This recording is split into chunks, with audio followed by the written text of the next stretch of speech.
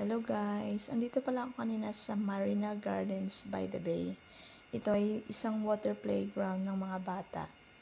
Gusto kong i-share ito sa mga gaya ng sa atin sa Pilipinas sa gustong mag-tour dito sa Singapore. Free po ito sa public. Ayan o, ang ganda. Yung ma-enjoy talaga yung mga bata dito. Kaya kung mag-tour kayo ng Singapore, meron na kayong ideya kung saan nyo dadalhin yung mga anak nyo. Ayan o, ang ganda, diba? Enjoy talaga sila dito kasi sa likuran nito mayroon siyang malaking playground.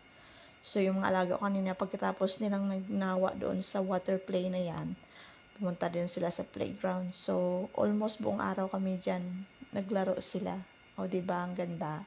Kaya sa mga gustong mag-tour dyan, papunta dito sa Singapore, ayan na may free na napakagandang playground para sa mga anak niyong nag-aantay kung gusto niyong pumunta dito. Yun lang. Salamat.